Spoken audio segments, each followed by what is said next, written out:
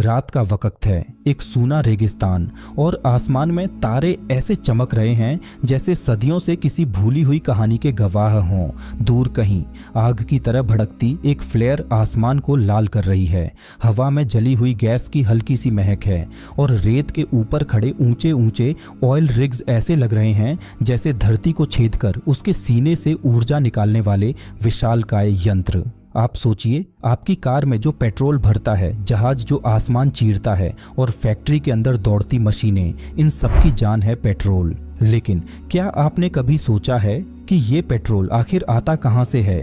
ये काला चिपचिपा बदबूदार तरल जिसे हम क्रूड ऑयल कहते हैं, वो धरती की गहराइयों में कैसे बनता है? और सबसे बड़ा सवाल, ये काला तेल कैसे बदल जाता है उस साफ चमकदार एनर्जी फील्ड पेट्रोल में जो आपकी गाड़ी को उड़ान दे देता है? दोस्तों, सच कहूं, पेट्रोल सिर्फ एक फ्यूल नहीं, ये लाखों सालों की दबी हुई कहानी है, धरती की यादें हैं, समय की परतों में जमे हुए राज हैं।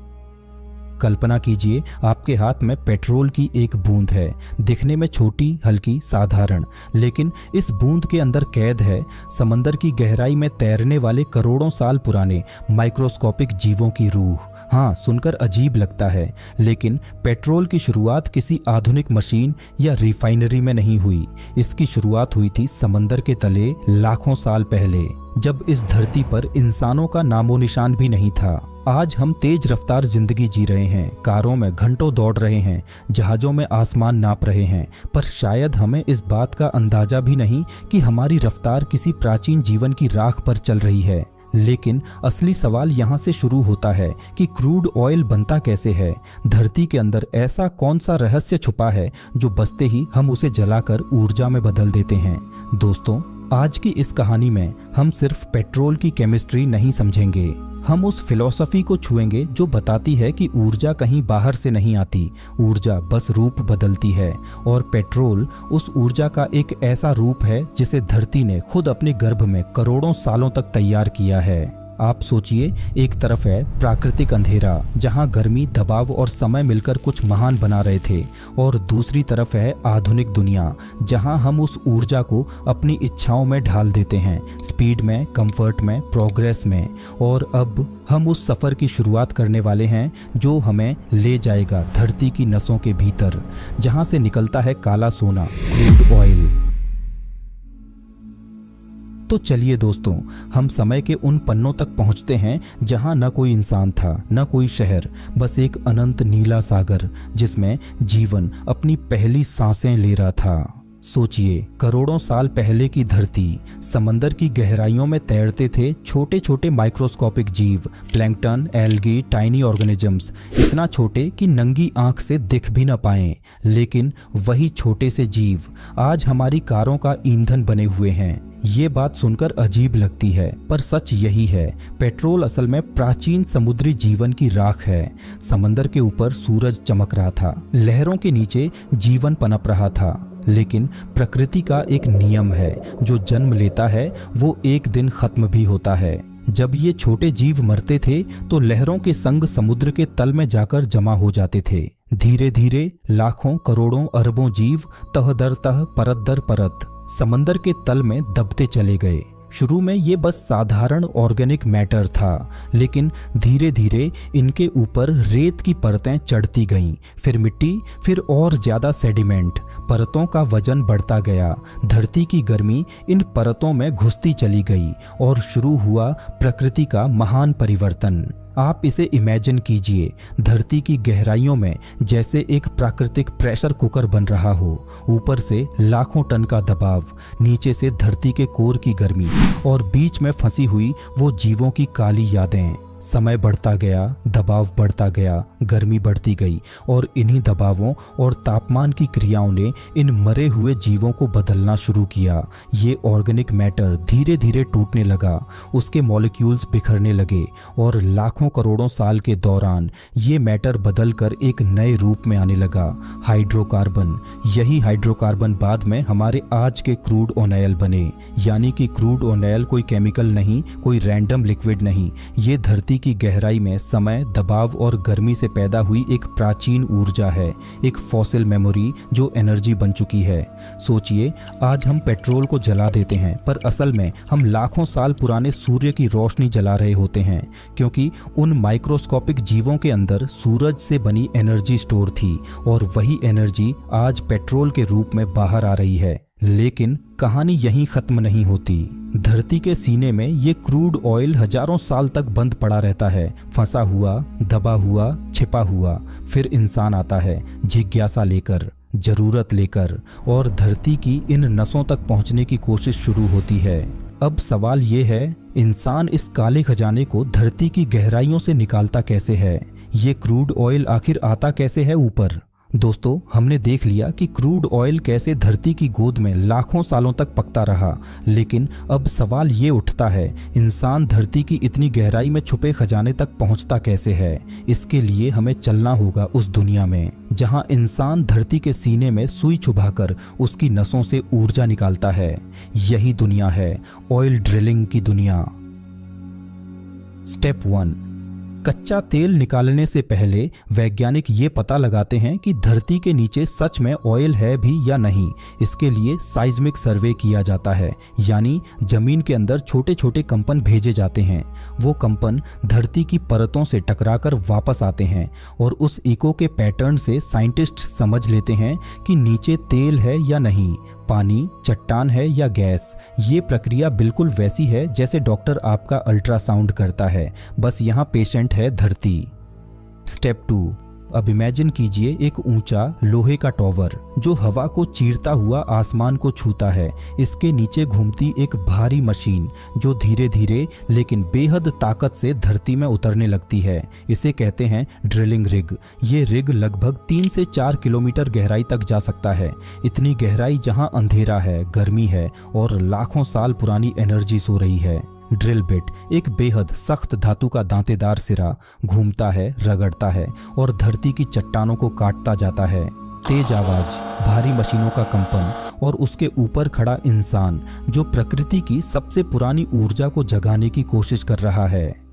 स्टेप 3, जैसे जैसे ड्रिल गहराई में उतरता जाता है, ध्यान रखने वाली सबसे बड़ी चीज होती है प्रेशर।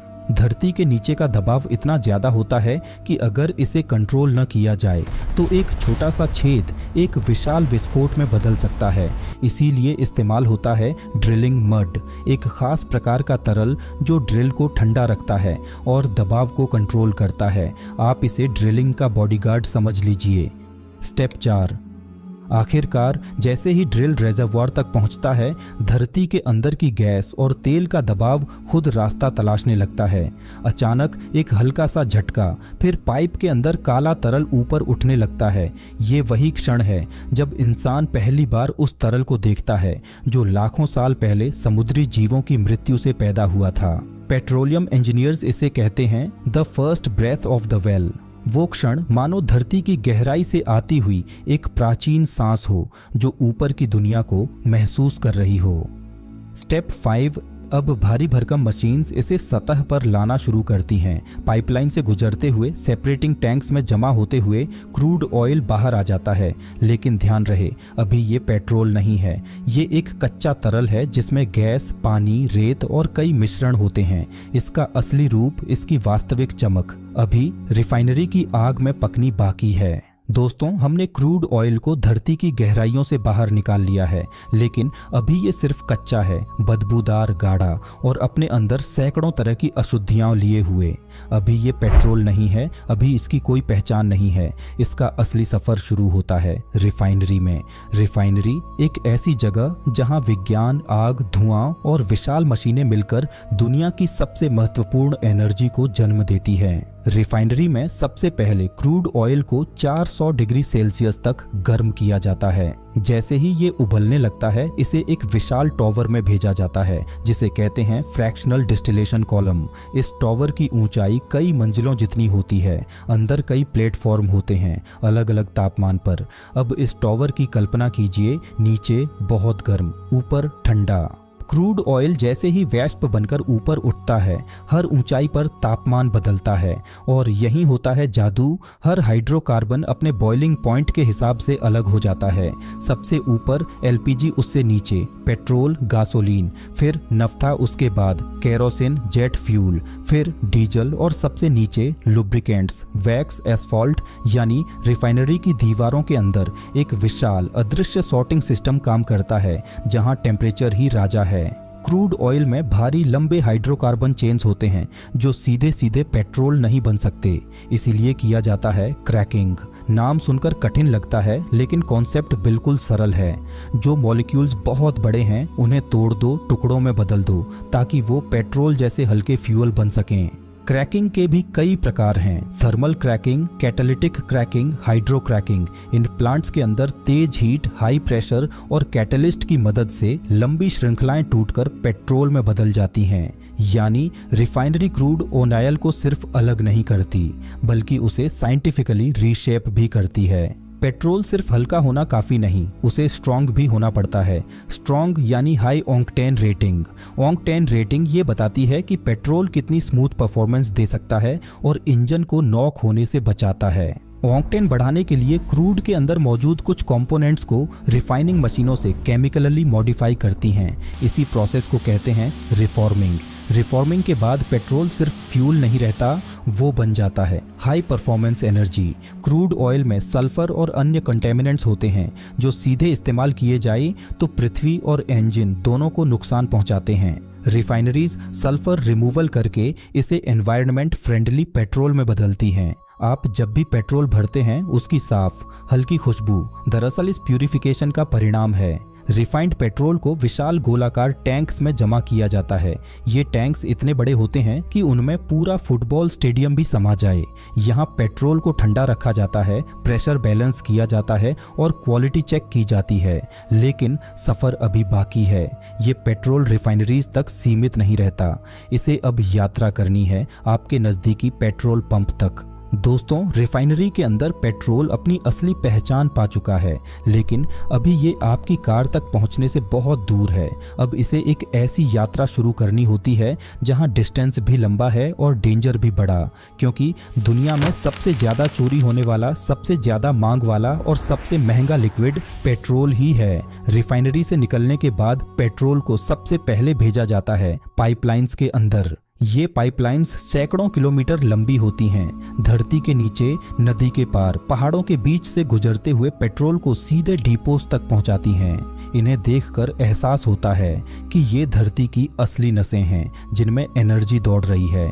लेकिन ये यात्रा इतनी आसान नहीं। Leakage, pressure imbalance, temperature variations, एक छोटी सी गलती भी विशाल विस्फोट में बदल सकती है। इसीलिए इन पाइपलाइंस की 24 घंटे 7 दिन निगरानी की जाती है। सेंसर्स, सैटेलाइट मॉनिटरिंग और प्रेशर मीटर्स इन्हें सुरक्षित रखते हैं। हर बड़े शहर के बाहर विशाल डिपोट्स होते हैं, उन्हें हम टैंक फार्म्स कहते हैं। यहाँ पेट्रोल को अलग अलग टैंक्स में स्टोर्ड किया जाता है ताकि उसकी क्वालिटी मेंटेन रहे और कंटेमिनेशन का खतरा ना हो। कल्पना कीजिए, आपके शहर में जितनी कारें हैं उन सबके लिए पेट्रोल सबसे पहले यहाँ जमा होता है। टैंक फार्म्स एक तरह से पेट्रोल का ट्रांजिट होम है। अब आता है पेट्रोल की यात्रा का सबसे संवेदनशील हिस्सा, टैंकर ट्रक्स। ये बड़े बड़े चांदी जैसे चमकीले टैंकर रिफाइनरी या डिपोच से पेट्रोल पंप तक ईंधन पहुंचाते हैं। लेकिन याद रखिए, ये ट्रक्स धरती पर चलते हुए एक ऐसी आग को ढो रहे हैं जो किसी भी पल विस्फोट में बदल सकती है। इसीलिए इनके अंदर कई सेफ्टी लेयर्स होती हैं, anti static systems, multi compartment design, special valves, temperature control. हर सुबह जब आप पेट्रोल पंप पर टैंकर आते देखते हैं, समझिए कि पेट्रोल की लाखों किलोमीटर की यात्रा का सबसे खतरनाक स्टेज आपके सामने खड़ा है। पेट्रोल पंप में पहुंचने के बाद इसे अंडरग्राउंड टैंक्स में स्टोर किया जाता है। इन टैंक्स की डेप्थ इतनी होती है कि पूरा पेट्रोल पंप उन पर टिका होता है। पेट्रोल अब साफ है, रेडी है, स्टैंडर्डाइज्ड है।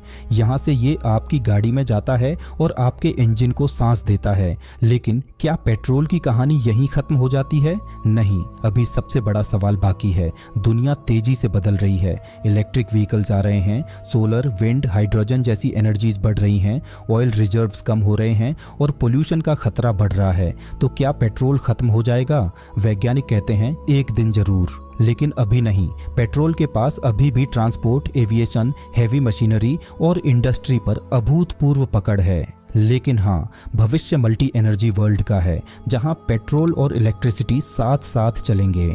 दोस्तों, इस वीडियो को लाइक जरूर कीजिए और हाँ, इस चैनल को सब्सक्राइब कर दीजिए, क्योंकि मैं हर हफ्ते आपके लिए ऐसी कहानियां लेकर आता हूं जो सिर्फ जानकारी नहीं, एक अनुभूति बन जाती हैं।